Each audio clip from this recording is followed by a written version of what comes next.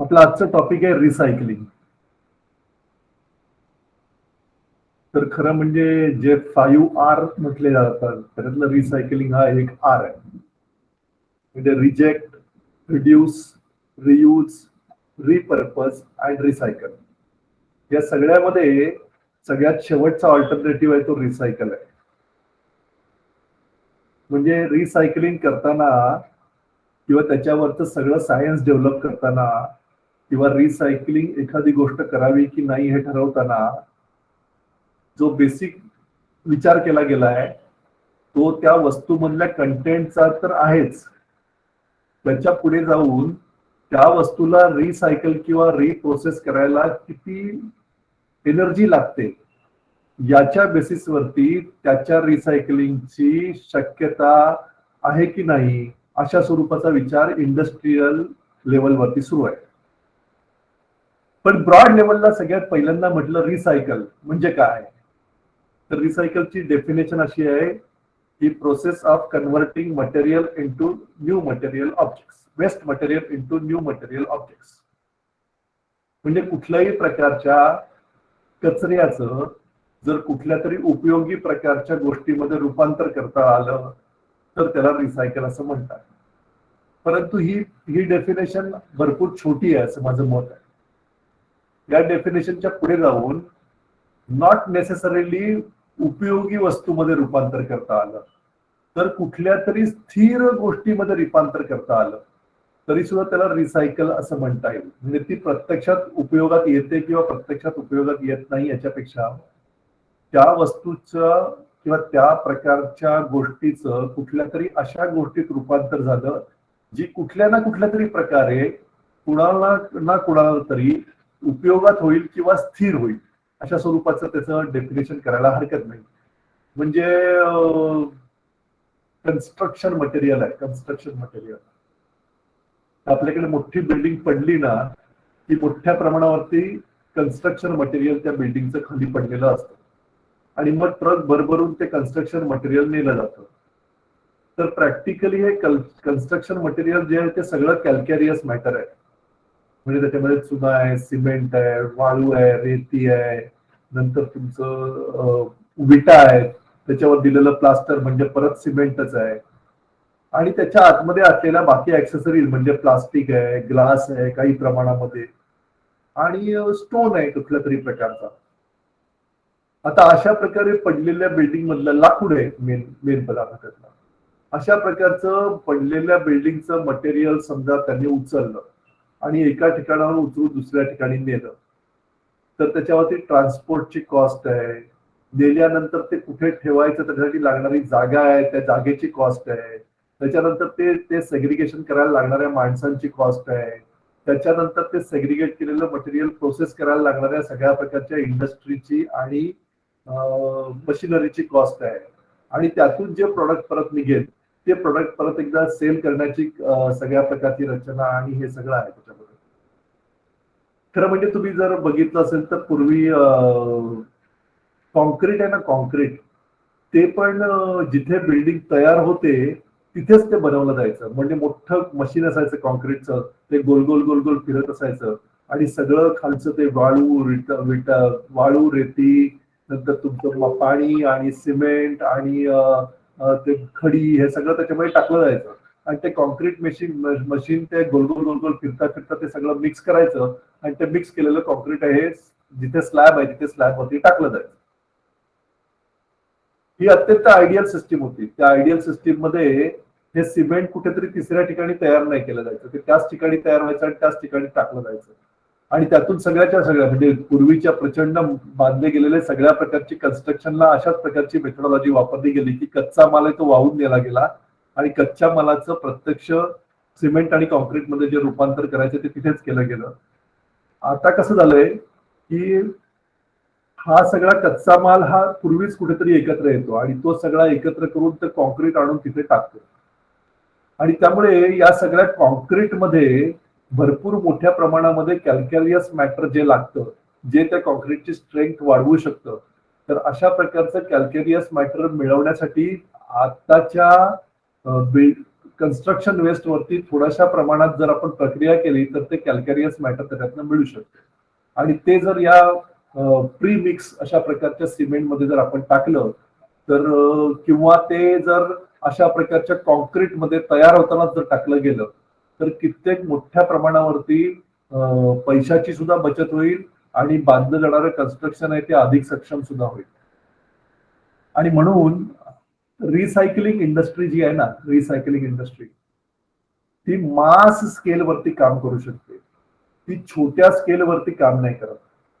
कारण छोट्या स्केलवरती एकत्रित केलेले जे रिसोर्सेस आहेत ना त्यांची किंमत अत्यंत कमी असते आणि ते रिसोर्सेस एका ठिकाणाहून दुसऱ्या ठिकाणी हलवणं म्हणजे ट्रान्सपोर्टची कॉस्ट, त्याच्यानंतर ते सेग्रिगेट करणं छोट्या स्केलला म्हणजे त्याला प्रत्यक्ष मानवी मदतच लागते किंवा काही प्रमाणात यंत्राची मदत घेता येते, पण मोठ्या प्रमाणात यंत्राची मदत होत नाही. त्यामुळे ते जे टेडियस काम आहे ते त्या माणसाकडनं किंवा छोट्या यंत्रांनी करून घेणं ज्याची quality up to the mark होत नाही. आणि तिसरं, त्या सगळ्या सेग्रिगेशन मधनं छोट्या छोट्या प्रमाणात जे गोळा झालंय त्या सगळ्याचा प्रत्यक्ष कशामध्ये तरी उपयोग करणं याच्या प्रचंड मर्यादा राहतात. आणि म्हणून रिसायकलिंग नावाची जी इंडस्ट्री आहे, रिसायकलिंग नावाची इंडस्ट्री एका स्केलच्या वरती काम करू शकते. एखाद्या स्केलच्या म्हणजे एका पर्टिक्युलर साईजच्या पेक्षा छोटी रिसायकलिंग इंडस्ट्री असूच शकत नाही. आणि दुर्दैवाने रिसायकलिंग या शब्दामध्ये जो सहज अर्थ पूर्वी होता तो सहज अर्थ आताचं जे कमर्शियल रिसायकलिंग आहे त्याच्यामध्ये राहिलेलं नाही. म्हणजे एक गंमत म्हणून जर त्याची हिस्ट्री बघितली ना तर सगळ्यात पहिलं रिसायकलिंग केव्हा सुरू झालं तर ते साधारणपणे 1031 त्याच्यामध्ये जपानी लोकांनी पेपर रिसायकल केला अशा स्वरूपाची काही त्याच्याबद्दलची एक रेफरन्स आहे. त्याच्यानंतर डस्ट, कोल आणि त्याच्यापासून निघालेली ऍश अशा स्वरूपाचं बेस मटेरियल हे ब्रिक मेकिंग साठी लोकांनी त्यावेळेला रिसायकल केलं. किंवा ब्रिक मेकिंगला जे काय, कारण ब्रिक्स ह्या सगळ्यात जुन्या इन्व्हेन्शन आहेत तेव्हा ब्रिक्सच्या ह्याच्यामध्ये अशा स्वरूपाचा एक उल्लेख आहे. 1813 मध्ये जुन्या कपड्यापासून वूल तयार करायचा प्रयत्न हा एके ठिकाणी झालेला अशा प्रकारचा एक रेफरन्स आहे. नंतर साधारणपणे इंडस्ट्रियलायझेशन सुरू झाल्यानंतर मेटल रिसायकलिंग सुरू झालं. म्हणजे इंडस्ट्रियलायझेशन सुरू झाल्यानंतर मेटल्स आपल्या वेगवेगळ्या प्रकारचे मशीन्स बनवायला लागले आणि त्याच्यामधनं मेटलचं रिसायकलिंग सुरू झालं. त्याच्यामध्ये मोठ्या प्रमाणावरती स्टील आणि आयर्नचं रिसायकलिंग सुरू झालं. त्याच्यानंतर साधारणपणे 1880 मध्ये बॉटल म्हणजे ग्लासचा शोध लागलेला आहे आणि तेव्हा बॉटलिंग सुरू झालेलं आणि त्यामुळे 1883 किंवा 1884 मध्ये या ग्लासचं रिसायकलिंग मोठ्या प्रमाणात सुरू झालं. किंबहुना म्हणजे सांगितलं तर आपल्याला आश्चर्य वाटेल की एक ग्लासची बॉटल त्यावेळेला रियूज अशा फॉर्मॅटमध्ये किंवा रिफिल अशा फॉर्मॅटमध्ये 20 वेळा वापरली जायची. म्हणजे एक ग्लासची बॉटल तयार केल्यानंतर ती 20 वेळा परत एकदा रिफिल होऊन त्या गिराईकापर्यंत पोहोचायची. त्यावेळेची सगळी कोल्ड्रिंक आणि तत्सम इंडस्ट्री जी होती ती अशा प्रकारच्या बॉटल्स वरती डिपेंडेंट होती. 1907 साली बॅकॅलाइटचा शोध लागला म्हणजे प्लास्टिक बऱ्यापैकी यायला सुरुवात झाली. त्याच्यानंतर जेव्हा याच्या पूर्वी जेव्हा वर्ल्ड वॉर फर्स्ट झालं त्यावेळेला मोठ्या प्रमाणावरती शस्त्रास्त्र बनवायला जे मेटल लागलं ते लोकांकडनं काही प्रमाणामध्ये घेणाऱ्या छोट्या छोट्या इंडस्ट्रीज उभ्या राहिल्या किंवा छोटे छोटे कारखाने उभे राहिले. परंतु वर्ल्ड वॉर सेकंड जेव्हा झालं त्यावेळेला तर रिसायकलिंगचा मोठा कॅम्पेन केला गेला आणि त्याच्यामध्ये ब्रिटनमध्ये नॅशनल सॉल्वेज कॅम्पेन या कॅम्पेनच्या अंतर्गत मोठ्या प्रमाणावरती मेटल आणि उपयोगी वस्तू गोळा केल्या गेल्या. तसंच सॅल्वेज फॉर विक्ट्री कॅम्पेन हा अमेरिकेमध्ये झाला आणि त्यांनी पण अशा प्रकारच्या मोठ्या वस्तू गोळा केल्या. या सगळ्या दरम्यान जे पोस्टर छापलं गेलं ना त्या पोस्टरवरती असं होतं की segregate your waste into what, copper, aluminium, bronze, rubber, paper, iron अशा वेगवेगळे कंटेनर दाखवलेले, त्याच्यावर त्यांची नावं दिलेली आणि लोकांना सेग्रिगेशनचं आवाहन केलं. म्हणजे सेग्रिगेशन ही नवीन पद्धत नाही आहे. सेग्रिगेटेड वेस्ट नीट पद्धतीने प्रोसेस करता येते हे पूर्वापार लोकांना माहिती आहे. म्हणजे अगदी सेकंड वर्ल्ड वॉर मध्ये सुद्धा लोकांना माहिती होतं. त्याच्यानंतर सेकंड वर्ल्ड वॉरच्या नंतर मग पोस्ट वॉर सिनारिओ मध्ये ग्लास, रबर, पेपर आणि या सगळ्या इंडस्ट्री, या सगळ्या रिसायकलिंग इंडस्ट्री इतक्या फेमस झाल्या. याचं कारण म्हणजे अल्युमिनियम सारखा मेटल जो आहे तो रिसायकल करायला जेवढी एनर्जी लागायची ना, तर ती व्हर्जिन अल्युमिनियम काढायला समजा 100 युनिट एनर्जी लागली, तर रिसायकलिंग करायला फक्त 5 युनिट एनर्जी लागायची. म्हणजे 95% एनर्जी सेव्हिंग व्हायला लागलं. आणि त्यामुळे सगळ्यांचं लक्ष हे अशा प्रकारच्या मेटल स्क्रॅप मधनं मिळणाऱ्या मेटलवरती गेलं. आणि त्यानंतर हे लक्षात आलं की रिसायकलिंग करायला, म्हणजे एखादा मेटल किंवा एखादी वस्तू रिसायकल करायला कंपॅरेटिव्हली कमी एनर्जी लागते. फक्त एनर्जीच्या बाबतीतच हे आहे, बाकी सगळ्या बाबतीत हे नाही आहे. म्हणजे कदाचित त्याला बाकी सगळ्या गोष्टी ज्या लागतात त्या कदाचित तेवढ्याच लागतात किंवा त्याने होणारं पोल्युशन ते आहे ते पण तितकंच होतं, परंतु ते त्याला लागणारी जी बेसिक एनर्जी आहे ती बेसिक एनर्जी याच्यामध्ये भरपूर सेव्ह होते. आणि त्याच एका कारणामुळे बूस्ट मिळाली, सगळ्या प्रकारच्या रिसायकलिंग इंडस्ट्रीला बूस्ट मिळाली. 1920 साली इलेक्ट्रॉनिक मटेरियल्स मोठ्या प्रमाणावरती मार्केटमध्ये यायला लागली की ज्यांचा कचरा निर्माण व्हायला सुरुवात झाली. म्हणजे 1920 पर्यंत इलेक्ट्रॉनिक मटेरियल जी होती ती इलेक्ट्रॉनिक आणि अशा प्रकारची मटेरियल ती फार प्रेशियस होती, फार थोड्या लोकांच्या हातात होती आणि सहसा कचऱ्यात टाकली जात नव्हती. परंतु त्याच्यानंतर 1920 पासून जवळजवळ 1991 पर्यंत रिसायकलिंग इंडस्ट्री ही मोठ्या प्रमाणावरती उभी राहिली. म्हणजे 1991 साली सगळ्यात पहिल्यांदा स्वित्झर्लंडने ई वेस्ट रिसायकलिंग साठी सगळ्यात पहिल्यांदा एक कारखाना सुरू केला आणि ज्याच्यामध्ये सगळ्यात पहिले रेफ्रिजरेटर्स घेऊन त्याचं रिसायकलिंग करायला सुरुवात झाली. 2000 मध्ये जी इलेक्ट्रॉनिक इंडस्ट्रीची बूम आली त्याच्यानंतर सगळीकडे म्हणजे 2002 आणि 2003 मध्ये कायदे आणि नियम बनले आणि त्या कायदे आणि नियमाच्या अनुसार इलेक्ट्रॉनिक वेस्ट ला कशा प्रकारे गोळा करावं, त्याची प्रोसेसिंग कशी करावी, त्याच्यामध्ये कुठल्या प्रकारचे मेटल्स असतात, असे धातूची निगडीत काही नियम आणि सगळ्या प्रकारचे रेग्युलेशन्स ही सगळीकडे यायला सुरुवात झाली. हे मी तुम्हाला का सांगतोय मुद्दाम, तर 2014 साली युरोपियन युनियन मध्ये 50% of the world waste was going to European Union. म्हणजे ती जे प्रोड्यूस करत होती युरोपियन युनियन ते 50% of the world waste was recycled. म्हणजे युरोपियन युनियन मध्ये चांगल्या प्रकारच्या कचऱ्यातून सर्व प्रकारच्या गोष्टी काढण्याची जी प्रथा होती ही 2014 मध्ये साधारणपणे 50% त्यांनी त्याच्यामध्ये अचीव केलेलं आहे. आणि त्याच्यामध्ये 60,000 कंपनी इन्व्हॉल्व्ह होत्या. युरोपियन युनियन मध्ये 60,000 कंपन्या केवळ वेस्ट रिसायकलिंगचं काम करत होत्या, ज्याच्यामध्ये 5 लाख एम्प्लॉईज काम करत होते आणि 24 बिलियन एवढं युरोपियन चलन हे त्याच्यामध्ये गुंतलेलं होतं. त्यामुळे विचार करा की युरोपियन मध्ये युरोपच्या लोकांनी ही जी इंडस्ट्री म्हणजे रिसायकलिंग इंडस्ट्री चालू केली त्याच्यातून त्यांनी त्यांची राष्ट्राची उभारणी केली जवळजवळ. आत्ता आपल्या लोकांच्या लक्षात येते आणि आता आपण सगळ्या रिसायकलिंग वरती भर देतोय, तरी सुद्धा ह्याच्यामधली सगळी टेक्नॉलॉजी जी आहे ना ती टेक्नॉलॉजी डेव्हलप करणं आणि त्याच्या मेथोडॉलॉजीज किंवा त्याच्या लॉजिस्टिक्स डेव्हलप करणं या सगळ्यामध्ये 2014 साली युरोपियन युनियनने संपूर्ण यश मिळवलेलं होतं. आणि 2015 साली जेव्हा सस्टेनेबिलिटीचे गोल्स ठरवले गेले त्यातला 12 नंबरचा गोल होता तो रिस्पॉन्सिबल कन्झम्पशन अँड प्रोडक्शन असा होता, त्यातला 12 नंबरचा गोल. आणि त्याला अनुसरून 11 नंबरचं जे टार्गेट होतं ते सबस्टॅन्शियली रिड्युसिंग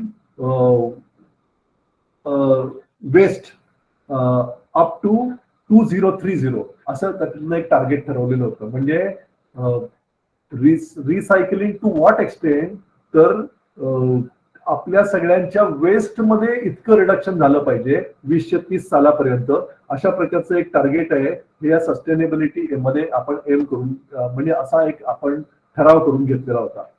31 डिसेंबर 2017 मध्ये सगळ्यात पहिल्यांदा चायनाने एक लॉ केला आणि त्याला त्याला sword policy, national sword policy असं म्हणतात. त्यांनी काय केलं की त्यांच्याकडे युरोपमधनं येणारी जी सगळी वेस्ट होती त्या वेस्टवरती काही रिडक्शन, काही अटी लादल्या आणि त्याच्यामधली जी डर्टी वेस्ट होती आणि त्याच्यामधली जी हजार्डस वेस्ट होती ती त्यांनी सगळ्यात पहिल्यांदा बॅन केली. आणि त्यावेळेला सगळ्यात पहिल्यांदा जागतिक पातळीवरचा अशा प्रकारच्या रिसायकलिंगचा जो व्यापार होता तो व्यापार पहिल्यांदा कोसळला. तर तिथपर्यंत त्या प्रकारच्या वेस्टला आलेली व्हॅल्यू इतकी होती की जगामध्ये एक मोठी पॅरलल इकॉनॉमी ही वेस्टची सुरू झालेली होती आणि या सगळ्या वेस्ट देऊन प्रोसेस करणं हा सगळ्यात मोठा बिझनेस हा काही मोठे देश सुद्धा करत होते. परंतु जेव्हा ही चायनाची पॉलिसी 2017 साली आली आणि त्याच्यानंतर ही सगळ्या जगाच्या सगळ्या सिनेरिओमध्ये बदल झाला आणि त्याच्यानंतर selected type of the waste हे सगळ्या देशांनी घ्यायला सुरुवात केली. ह्याच्यामध्ये अर्थात आपल्याकडचे जे देश आहेत, साऊथ एशियामधले जे देश आहेत, या सगळ्यामध्ये अजूनही अनसिक्युअर्ड टाईप ऑफ म्हणजे काय म्हणतात तुम्हाला, कुठल्याही प्रकारची सिक्युरिटी न ठेवलेली अनेक प्रकारची वेस्ट ही आत्ताही इम्पोर्ट केली जाते, जी हॅझार्डस वेस्ट. म्हणजे सगळ्या युरोपियन लोकांनी काय ठरवलं की त्यांच्याकडची जी वेस्ट आहे ती जर जास्त हॅझार्डस आहे तर त्याच्यावरती आपण इथे अजून काही प्रक्रिया करून काही तिला कमी हॅझार्डस बनवण्यापेक्षा ती सरळ उचलून बाय शिप आपण कुठेतरी पाठवून दिली की त्यांच्यावरचं संकट टळलं. आणि या पॉलिसीमुळे ही सगळी जी वेस्ट आहे आता, जी माणसाच्या दृष्टीने हॅझार्डस आहे, पोल्युशनच्या दृष्टीने घातक आहे, ही सगळ्या प्रकारची वेस्ट ही तिकडनं सगळी एक्सपोर्ट केली गेली आणि ती सगळी अशा प्रकारच्या देशांच्या बोकांडी मारली गेली की ज्या देशांना इकॉनॉमीमध्ये या सगळ्या वेस्टची आणि त्याच्यातनं निर्माण होणाऱ्या रिसोर्सेसची मोठ्या प्रमाणावरती आवश्यकता होती, म्हणजे जे विकसनशील देश होते. आणि त्यामुळे ते सगळं पोल्युशन जे आहे, म्हणजे या वेस्टच्या प्रक्रियेमध्ये होणारं पोल्युशन, म्हणजे काय झालं की या सगळ्या गोष्टी वापरणारे जे देश आहेत त्या देशांना त्याच्या पोल्युशनची कुठलीच झळ बसली नाही आणि त्यांनी वापरून झाल्यानंतर त्याची जेव्हा रिसायकलिंगची वेळ आली त्यावेळेला मात्र त्यातलं जे पोल्युशन आहे ते सगळं या देशांवरती लादलं गेलं. त्यामुळे लाईफ सायकल अनालिसिस नावाचा जो एक फॅक्टर आहे की ज्याच्यामधनं प्रत्येक वस्तूचा जन्म कसा झाला, म्हणजे त्याच्यासाठी काय काय गोष्टी एकत्र केल्या गेल्या, मग त्याच्यातल्या प्रक्रिया काय झाली, त्या प्रक्रियेच्या वेळी कुठल्या प्रकारच्या गोष्टी वापरल्या गेल्या, त्याच्यातनं निघणारे बाय प्रोडक्ट्स किती घातक होते, त्याच्यानंतर ती वस्तू वापरायला जाताना कशी गेली, त्याने किती ट्रॅव्हलिंग केलं, ते ट्रॅव्हलिंग केल्यानंतर ती वस्तू एखाद्या माणसाच्या हातात किंवा एखाद्या उपयोगकर्त्याच्या हातात पडल्यानंतर ती वस्तू वापरताना त्या गोष्टीचे काय इफेक्ट होते, ती साईजने रिड्यूस झाली का, किंवा त्याच्या क्वालिटीज मध्ये काही फरक पडला का, किंवा त्याच्यामध्ये त्या सगळ्या वस्तूच्या चालण्यातनं काही पोल्युशन क्रिएट होत होतं का, अशा स्वरूपाच्या सर्व चर्चा या सगळ्या मोठ्या प्रमाणावरती झाल्या. आणि लाईफ सायकल अनालिसिस मध्ये प्रत्येक वस्तूच्या जन्मापासून ती वस्तू नष्ट होईपर्यंत तिचा जो प्रवास आहे त्या सगळ्या प्रवासाचा आढावा घेतला गेला. आता यामध्ये रिसायकल नावाच्या प्रकारामध्ये ती वस्तू पूर्ण नष्ट करायच्या ऐवजी ती वस्तू परत एकदा वापरायचा किंवा त्या वस्तूपासून दुसरी वस्तू तयार करून वापरायचा अशा प्रकारचा फंडा होता. आणि त्यामुळे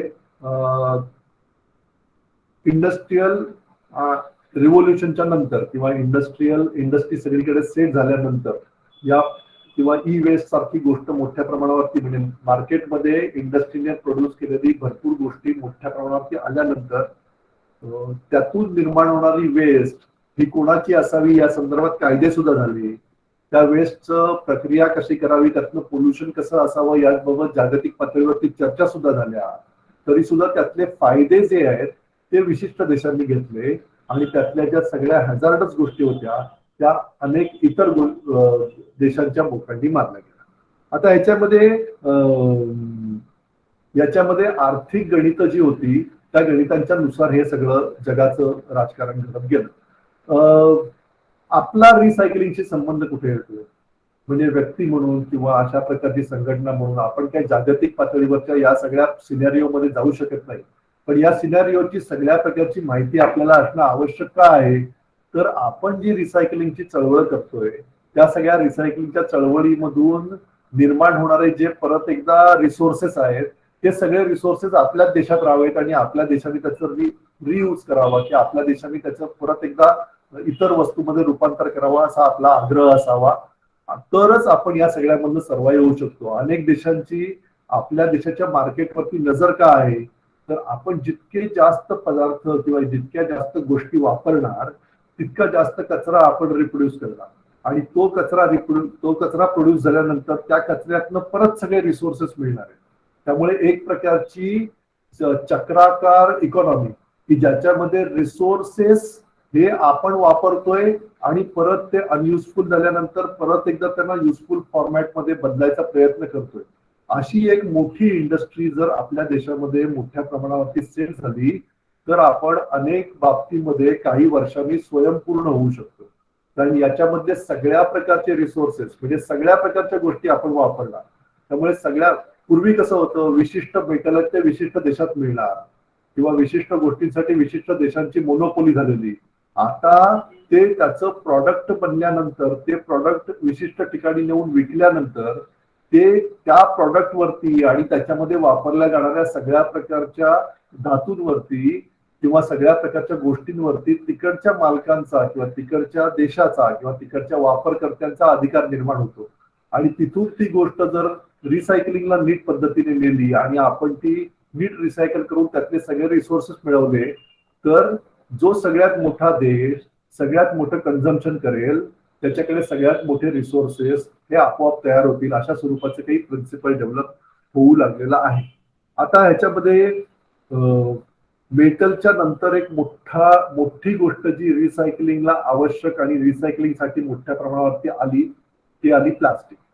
म्हणजे जसं मेटलने एक प्रकारचं म्हणजे खरं तर मेटलच्या बरोबरीने कागद आणि काच या दोन्ही गोष्टी अशाच प्रमाणात रिसायकल झाल्या यापूर्वीही झाल्या किंवा काही इंडस्ट्री तर फक्त काचेच्या रिसायकलिंग वरती चालल्या.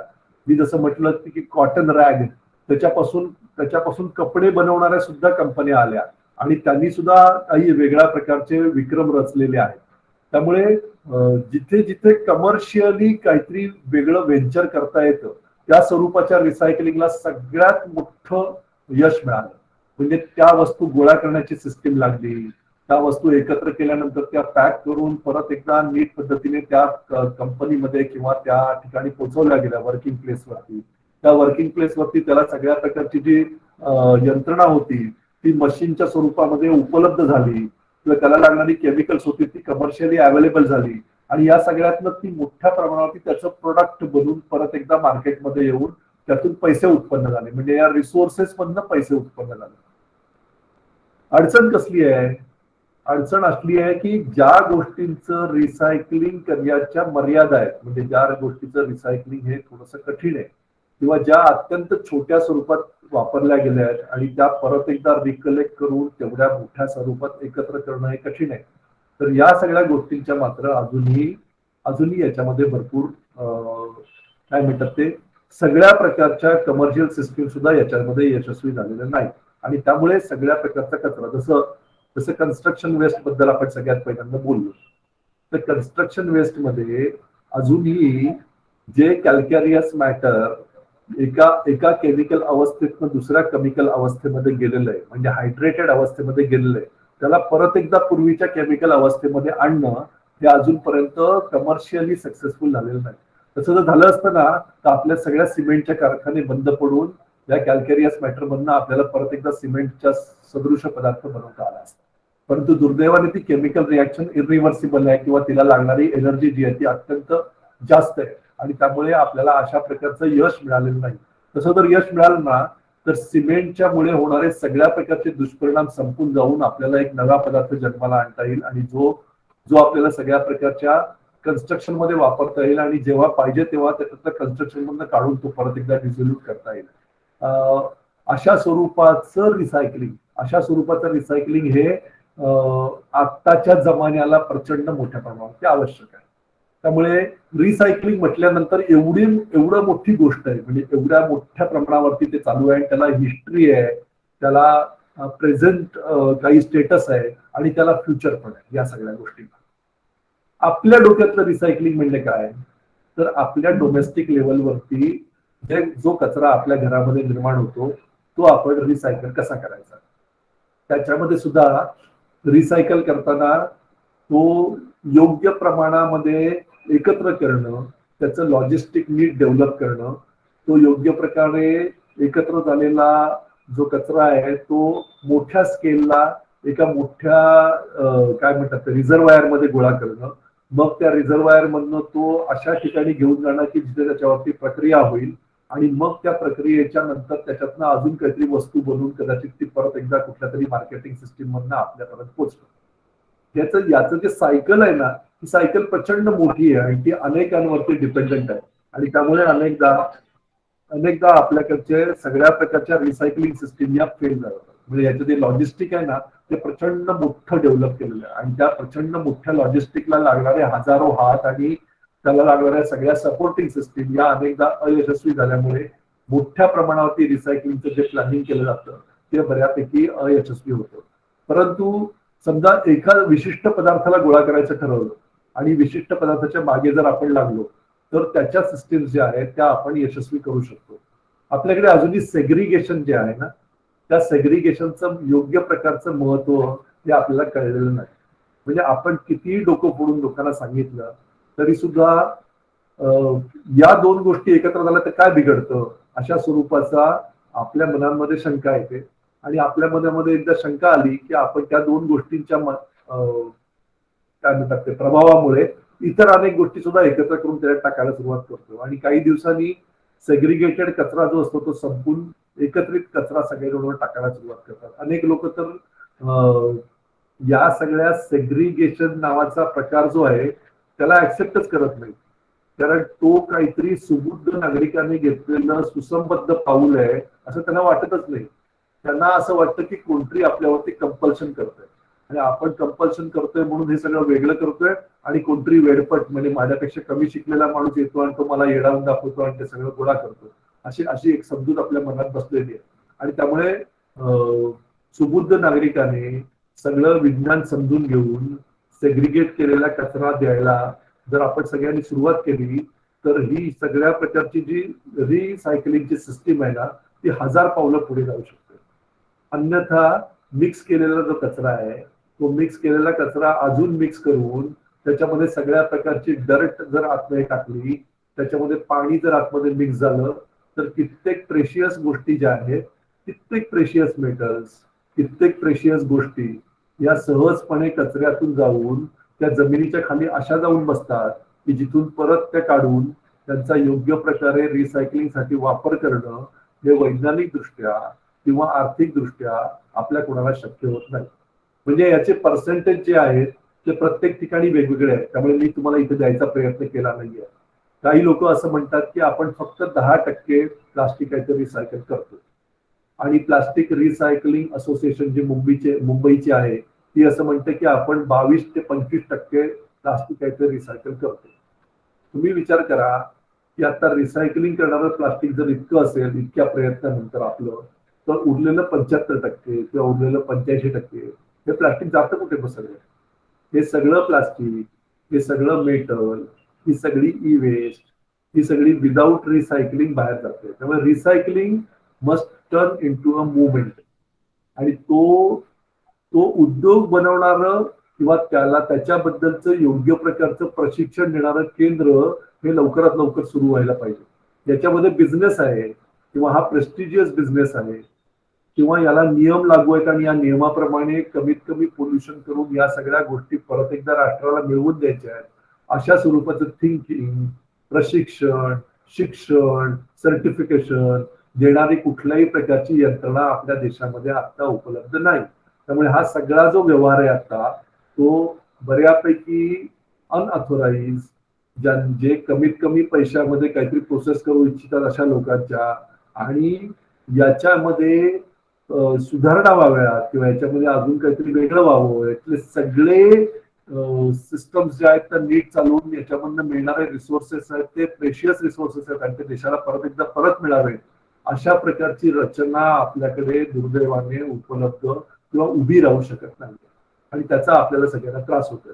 त्यामुळे मी तुम्हाला असं सांगितलं की प्लास्टिकमध्ये 8 प्रकारचं प्लास्टिक आहे, आणि तुम्ही कुठलीही प्लास्टिकची बाटली किंवा कुठलीही प्लास्टिकची वस्तू उचलली ना की त्याच्या खाली एक त्रिकोण काढलेला असतो आणि त्या त्रिकोणामध्ये एक नंबर लिहिलेला असतो. तो नंबर जो आहे ना तो त्या प्लास्टिकचा प्रकार आहे, ज्याच्यामध्ये पॉलिइथिलीन आहे किंवा हाय डेन्सिटी पॉलिइथिलीन आहे किंवा पॉलिव्हिनिल क्लोराईड आहे किंवा लो डेन्सिटी पॉलिइथिलीन आहे किंवा पॉलिप्रोपिलीन आहे, पॉलिस्टर आहे किंवा इतर प्रकारचं प्लास्टिक आहे. अशा 8 प्रकारचं प्लास्टिकचं त्या प्लास्टिकच्या मॅन्युफॅक्चररला कुठलीही गोष्ट मॅन्युफॅक्चर करताना त्याच्या खाली या 8 पैकी एक नंबर लिहायला लागतो, आणि त्या नंबरवरनं ते प्लास्टिक सहजपणे वेगळं केलं जाऊ शकतं जे रिसायकलेबल असू शकतं. आणि आपल्याकडे अशा प्रकारच्या सगळ्या गोष्टी असताना सुद्धा आणि हे सायन्स पाळलं जात असताना सुद्धा सर्वसामान्य माणसापर्यंत हे सायन्स पोहोचलेलं नाहीये, आणि म्हणून रिसायकलिंगचा आपल्या सगळ्या लोकांनी धसका घेतला. आपल्याकडे येणारे जे कंटेनर असतात त्या कंटेनरला आपण जर स्वच्छ करून एखाद्या रिसायकलरला दिलं तर त्याची रिसायकल होण्याची जी शक्यता असते ती जवळजवळ 70 ते 80% वाढते. जर ते कंटेनर तसेच ऑइल लागलेले किंवा घाणीचे पदार्थ लागलेले किंवा खायचे पदार्थ खराब झाल्यानंतर त्याला लागलेले अशा अवस्थेत जर असले तर दुर्दैवाने ते सगळे रिसायकल व्हायची शक्यता जी आहे की तेवढ्याच टक्क्याने म्हणजे 70% कमी होते. आपण जेव्हा जेव्हा जेव्हा विचार करतो तेव्हा तेव्हा आपल्या सोयीचा विचार नक्की करतो. तर सोयीचा विचार करताना म्हणजे बघा ना, याच्यामध्ये सुद्धा इम्प्रूव्हमेंट एवढी झाली आहे की कंटेनर अशा स्वरूपाचे निघाले आहेत ज्या कंटेनरला आतल्या बाजूने लावलेल्या केमिकलमुळे कुठलाही पदार्थ चिकटू नये अशा स्वरूपाचे सुद्धा कंटेनर निघाले, जे आपल्याला साधारणपणे तुम्ही जर पॉलिइथिलीनची बॅग घेतली तर त्या पॉलिइथिलीनच्या बॅग मध्ये असलेलं लिक्विड जे आहे ते बाहेर काढल्यानंतर आतमध्ये अजिबात काही राहत नाही, आतमध्ये स्टिकिंग या स्वरूपात काही नसतं. असे नॉन स्टिकेबल प्लास्टिक सुद्धा बनवण्याची पद्धत सुरू झालेली आहे. त्याच्यामधून सगळ्याच्या सगळं लिक्विड बाहेर टाकण्याची किंवा त्याच्यापासून डिपार्ट करण्याची अशा प्रकारची सिस्टीम सुरू झालेली आहे. मला असं वाटतं की या सगळ्यामध्ये आपली त्याच्याकडे बघण्याची भूमिका कशी आहे याच्यावर अवलंबून आहे, आणि म्हणून प्लास्टिकच्या रिसायकलिंग मध्ये, मेटलच्या रिसायकलिंग मध्ये, कागदाच्या रिसायकलिंग मध्ये किंवा इतर सगळ्या म्हणजे ई वेस्ट टाईप ऑफ गोष्टी आहेत ज्याच्यामध्ये कॉम्प्लेक्स गोष्टी एकत्र केल्या आहेत, त्याच्यामध्ये प्लास्टिक पण आहे, ग्लास पण आहे, मेटल पण एकत्र आहे, अशा प्रकारच्या कॉम्प्लेक्स गोष्टींमध्ये किंवा रेफ्रिजरेटर आणि वॉशिंग मशीन सारख्या मोठ्या मशीन्स मध्ये ज्याच्यामध्ये हे सगळे पदार्थ एकत्र घातलेले आहेत, रबर सारखी गोष्ट आहे, या सगळ्या गोष्टी जर आपण अत्यंत नीट पद्धतीने रिसायकल करायला लागलो ना तर आपल्या सगळ्या राष्ट्रीय संपत्तीमध्ये जवळजवळ काही पट पैशाची भर पडेल. इतकं त्याचं सगळ्याचं इकॉनॉमिक्स मध्ये महत्व आहे. आणि या सगळ्याला फॉर्मल स्वरूपात जर आलं तर या सगळ्याचा अकाउंट फॉर पण आपल्याकडे होईल की किती मोठ्या प्रमाणावरती या सगळ्या गोष्टी. आता एक गोष्ट केली गेलेली आहे त्याच्यामध्ये मॅन्युफॅक्चरर्स रिस्पॉन्सिबिलिटी असं म्हणून, जसं हॅझार्डस केमिकल्सची रिस्पॉन्सिबिलिटी मॅन्युफॅक्चरवरती असते किंवा हॅझार्डस एखादी गोष्ट जर त्यांनी बनवली, एखादं औषध, तरी सुद्धा त्याची काळजी त्याने घ्यायची असते. जसं तुम्हाला माहिती असेल तर सगळी कॅन्सर ड्रग जी असतात ना, ज्या कॅन्सर ड्रग मध्ये त्याचा वाईट परिणाम होऊ शकतो लोकांवरती, ती ड्रग्ज अत्यंत सांभाळून वापरायला लागतात आणि ती डिस्पोज करताना सुद्धा एक विशिष्ट प्रकारची मेथोडॉलॉजी डेव्हलप केलेली आहे. तशीच मेथोडॉलॉजी या अनेक गोष्टींना आपण डेव्हलप केलेली आहे. उदाहरणार्थ आपल्याकडे जर कॉम्प्युटर आता आपल्याला कचऱ्यामध्ये टाकायचा असेल तर त्याच्या संदर्भातले रूल्स आता नवीन आलेले आहेत, आणि कॉम्प्युटर आपण कचऱ्यात नाही टाकू शकत, आपल्याला तो योग्य प्रकारच्या रिसायकलरकडे नेऊन द्यायला लागेल. आपण कार किंवा इतर कुठली तरी बॅटरी आपल्या घरात जी असते ती बॅटरी पण आपण इतस्ततः कचऱ्यात टाकू शकत नाही. ती बॅटरी सुद्धा विशिष्ट रिसायकलरकडे आपण नेऊन द्यायला लागतो. आपण खरंच आपण किती जण अशा प्रकारची बॅटरी अगदी इमानदारीत रिसायकलर करून देऊन देतो. कारण या सगळ्यात या प्रकारचे रूल्स येऊन कित्येक वर्ष झाली आहेत, 12-13 वर्ष झाली आहेत, तरी सुद्धा बॅटरीचं योग्य प्रकारचं रिसायकलिंग आता होत नाही. आणि आता बॅटरी तर मोठ्या प्रमाणात वापरली जाईल. जर आपल्याला आपल्या सगळ्या कार आहेत त्या बॅटरीवरती धावायला लागल्या तर मोठ्या प्रमाणात बॅटरीचा यूज सुरू होईल. सोलर पॅनल्स, आपण सोलर क्रांती केली आहे. सोलर पॅनल्स आता मोठ्या प्रमाणात वापरली तरी सुद्धा त्यांना एक लाईफ आहे. त्या लाईफच्या नंतर जे डिस्ट्रॉय होणारे सोलर पॅनल्स आहेत आता, तर त्यांना त्यांची सुद्धा डिस्पोजलची यंत्रणा ही सरकारने नियमबद्ध केलेली आहे. त्याच्यानंतर विंड टर्बाईन्स, एवढ्या मोठ्या मोठ्या विंड मिल्स सगळीकडे उभ्या राहिल्या आणि ज्याच्यामधून मोठ्या प्रमाणात इलेक्ट्रिसिटी डिमांड व्हायला सुरुवात झाली, तर त्या सुद्धा रिसायकल करण्यासाठी नियमबद्ध केलेले आहेत. आणि त्या नियमाप्रमाणेच त्याचं म्हणजे मी आता मध्यंतरी व्हॉट्सअपवरतीच एक मोठा फोटो बघितला की ज्याच्यामध्ये रशियामध्ये अशा प्रकारच्या विंड मिल्सच्या ज्या ब्लेड्स आहेत त्या डिस्पोज करण्यासाठी त्यांनी एक वेगळ्या प्रकारची मेथोडॉलॉजी सेट केलेली. आणि त्या मेथोडॉलॉजी प्रमाणे त्यांनी त्या विंड मिल्स आहेत त्याचे त्या मोठ्या ज्या प्लेट्स आहेत, जायंट प्लेट्स, त्या कशा डिस्ट्रॉय करायच्या त्यासाठी एक मोठी यंत्रणा त्याच्यासाठी ते राबवत होते. मला असं वाटतं की या सगळ्या पद्धती हळूहळू डेव्हलप होत जातील. जेवढे आपण प्रगती करत जाऊ तेवढं कॉम्प्लिकेटेड किंवा अत्यंत कठीण असं नवीन आव्हान सुरू डेव्हलप होईल की ज्याला याचं डिस्ट्रक्शन कसं करायचं. कारण आपण जेवढी टेक्नॉलॉजी वापरतो ना तेवढी कॉम्प्लिकेटेड वस्तू तयार करतो आणि तेवढी कॉम्प्लिकेटेड वस्तू परत रिसायकल करणं हे अत्यंत कठीण असतं. बायोलॉजिकली तयार झालेली वस्तू असली ना तर तिला बायोलॉजिकली डिस्ट्रॉय करणारी काही ना काहीतरी सिस्टीम ही नॅचरली तयार झालेली असते. परंतु माणसाने तयार केलेली जी सिस्टीम आहे तिला नेहमी त्याची डिस्पोजलची यंत्रणा ही माणसानेच डेव्हलप करायला लागते. आणि दुर्दैवाने आपण आपली प्रगती ज्या पद्धतीने चालली आहे ना त्या सगळ्या प्रगतीमध्ये आपण नवीन इन्व्हेन्शन करत चाललोय, नवीन गोष्टी बनवतोय जगातल्या लोकांना उपयोग होईल, परंतु त्या सगळ्या गोष्टी कशा डिस्ट्रॉय करायच्या याच्या बाबतीत मात्र आपण भरपूर मागे आहोत. आणि त्यामुळे अशा प्रकारची नवीन संकट, जसं प्लास्टिकने एक मोठं महाभयानक संकट उभं केलंय, असंच संकट अजून काहींच्या बाबतीमध्ये याच्या पुढे उभं राहण्याची शक्यता आहे. आणि म्हणून रिसायकलिंग म्हणजे 5R मधला सगळ्यात शेवटचा R जरी रिसायकलिंग असला तरी सुद्धा तो प्रचंड महत्वाचा आहे. कारण recycling can give you back the resources. तर बाकी सगळ्या गोष्टीमध्ये रिसोर्सेस हातात मिळणार नाहीयेत तुमच्या. बाकी सगळ्या गोष्टीमध्ये तुम्ही स्वतःच्या मनावर विजय मिळवणार आहात, त्यामुळे तुम्ही रिजेक्ट करणार आहात. नंतर तुम्ही वापरामध्ये कमी करणार आहात, तोही स्वतःच्या मनावर विजय मिळवणार आहात. रियूज, जुनी वस्तू वापरायची सवय करून घेणार आहात, तुम्ही रियूज सुद्धा कराल. रिपर्पज म्हणजे एक गोष्ट दुसऱ्या गोष्टीला वापरायला सुरुवात करणार. परंतु रिसायकल जे आहे ना हे रिसायकलिंग केवळ टेक्नॉलॉजीनेच परत होईल. म्हणजे त्याच्याकरता परत टेक्नॉलॉजीचाच उपयोग होणार आहे. आणि तो टेक्नॉलॉजीचा उपयोग जर योग्य पद्धतीने करायचा असेल तर त्याच्यासाठी एक परफेक्ट वेस्ट मॅनेजमेंट म्हणजे logistic for collection, logistic for त्याच्यावरची प्रक्रिया आणि प्रक्रियेतनं निर्माण झालेल्या सगळ्या प्रकारच्या गोष्टींना योग्य प्रकारचा मार्ग, अशा प्रकारचं एक मोठं लॉजिस्टिक डेव्हलप करायला लागेल. So waste management can turn into recycle management in few years. It will not remain waste management because every type of waste is now turning into a resource. प्रत्येक प्रकारची मानवनिर्मित जो कचरा आहे तो वेस्ट मध्ये कन्वर्ट होतो, त्यावेळेला तो रिसोर्स म्हणून कन्वर्ट होतो आता.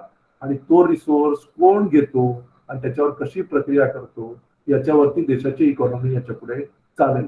बाकी जो ऑर्गॅनिक कचरा आहे त्याचं रिसायकलिंग करणं हे नॅचरल पद्धतीने करण्यासाठी लागणारी योग्य प्रकारची सिस्टीम उभं करणं हे अत्यंत सोपं काम आहे.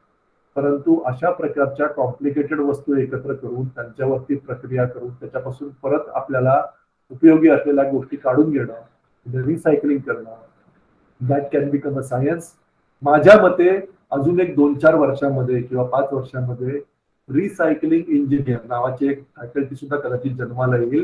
कारण सगळे रिसोर्सेस, मायनिंग इंजिनिअरिंग आहे ना ते कदाचित लयाला जाईल आणि रिसोर्स इंजिनिअरिंग किंवा रिसायकल इंजिनिअरिंग अशा स्वरूपाचं इंजिनिअरिंग जन्माला येईल, ज्याच्यामध्ये प्रत्येक वस्तू डिस्पोज झाल्यानंतर त्याचा म्हणजे जसा वस्तूवरती ऍसे येतो नाही का या वस्तूमध्ये काय काय आहे, तसं त्याच्यावरती अजून एक कदाचित प्रमाणपत्र लावलं जाईल की ही वस्तू डिस्पोज झाल्यानंतर याच्यात या गोष्टी मिळू शकतात. आणि मला असं वाटतं की अशा प्रकारच्या बदलातूनच आपण एका नव्या नव्या म्हणजे सोसायटीकडे जाऊया. म्हणजे स्मार्ट सिटी म्हणजे काय, तर स्मार्ट सिटी म्हणजे getting information about everything which we are having आणि which is created by human being. आणि त्या प्रत्येक स्मार्ट सिटीतल्या गोष्टीला अशा प्रकारचं एक सर्टिफिकेट असेल की ज्याच्यामध्ये रिसायकल केल्यानंतर त्या गोष्टीचं काय होईल किंवा रिसायकल कसं करायचं याच्याबद्दल त्याच्यावरती लिहिलेलं असेल. त्यामुळे दॅट इज द फ्युचर. आणि म्हणून रिसायकल वरती सगळ्यांनी जरा लक्ष देणं, विचार करणं आणि आपण करतो त्या प्रत्येक गोष्टीचं पुढे काय काय होतं याच्याबद्दलचा डीप विचार करणं आवश्यक आहे असं मला वाटतं.